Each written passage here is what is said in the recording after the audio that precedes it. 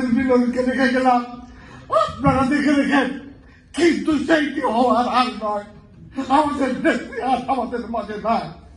আজকে সেই নেত্রীর জন্য আমরা দোয়া করতে এসেছি।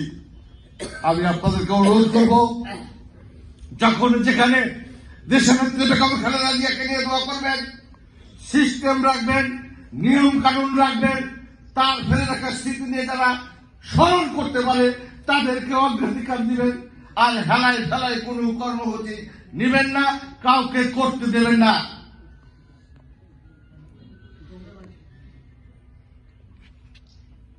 আজকে বাংলাদেশের রাজনীতিতে অনেক সাংবাদিক ভাইরা আছেন, জিজ্ঞাসা করছেন নির্বাচন নিয়ে আপনাদের কি ভাবনা। তাদেরকে বলি, এই নির্বাচনের আয়োজন করেছে দেশের জনগণ। মুখে সোনার চামচ অথবা রূপার কাঠি দিয়ে নয়। এই নির্বাচন আনার জন্য 20,000 বিএনপি নেতা কর্মীদেরকে শহীদ হতে হয়েছে। এই নির্বাচন আসার জন্য দীর্ঘ 17 বছর লড়াই সংগ্রাম করতে হয়েছে। এই নির্বাচন আনার জন্য গত 5 আগস্ট ওই আমাদের সন্তানদেরকে, শিশুদেরকে, বৃদ্ধদেরকে জীবন দিতে হয়েছে 1400-র বেশি। এখন পর্যন্ত অজানা সংখ্যা পঙ্গুত্ব বরণ করে জীবন যাপন করছে। অনেককে বিদেশে পাঠানো হয়েছে, তাদের চিকিৎসা সম্ভব হয়নি। সুতরাং এই নির্বাচনের মালিক এই দেশের জনগণ। নির্বাচনের ট্রেন চালু হয়েছে, নির্বাচন শুরু হয়েছে। এই ট্রেন থামানোর কোন ষড়যন্ত্রকারীর ক্ষমতা নাই। আজকে অনেকে বিভিন্ন জায়গা থেকে ছদ্মবেশে হাদির মতো তরুণদেরকে হত্যা করে, আমাদের যুব স্বেচ্ছাসেবক দলের নেতাদেরকে হত্যা করে, যুব দলের নেতাদেরকে হত্যা করে, হত্যার ভয় দেখে যারা নির্বাচন বানচাল করার জন্য নির্বাচন খেলছেন, তাদের পথে হুঁশিয়ারি উচ্চারণ করতে চায়। যদি কোন ষড়যন্ত্রে পাবেন, দেশের মানুষ কিন্তু আপনাদেরকে কখনো ক্ষমা করবে না। আর জনগণ নির্বাচন বানচালের মতো কোনো ঘটনা ঘটাতে চাইলে ঘরে বসে থাকবে, এইটুকু মনে করেন না। প্রশাসনে যারা আছেন, কান পরিষ্কার করে শুনুন। যদি নির্বাচনী দায়িত্ব পালনে ব্যর্থ হন, যদি অতীতের মতো প্রহসনের নির্বাচন, বিনা ভোটের নির্বাচন, পরের দিনের আগের রাতের নির্বাচন, অথবা তুমি আমি জানি নির্বাচন করতে চান, তারা এখনো সাবধান হয়ে যায়। নির্বাচন করতে হবে দেশের মানুষের উপযোগী, সবার জন্য সমান অধিকার রেখে লেভেল প্লেইং ফিল্ডে এবং একটি অবাধ এবং নিরপেক্ষ নির্বাচন আপনাদেরকে অনুষ্ঠিত করতে হবে। আমরা যারা বিএনপি করি, আমরা কোন পার্সোনালিটির আমরা তোয়াক্কা করি না। বিএনপিকে 4 বার দেশের জনগণ ভোট দিয়ে ক্ষমতায় নিয়ে এসেছে।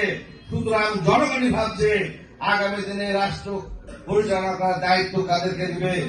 সেই জন্য আপনাদেরকে বলি, আমরা যারা এখনো বসে আছি, মনে করতে পারেন অমুক ভাই নির্বাচনে নমিনেশন পেয়েছে, আমার কি, তাদেরকে অনুরোধ করি, এইখানে ব্যক্তি কোনো বিষয় নয়।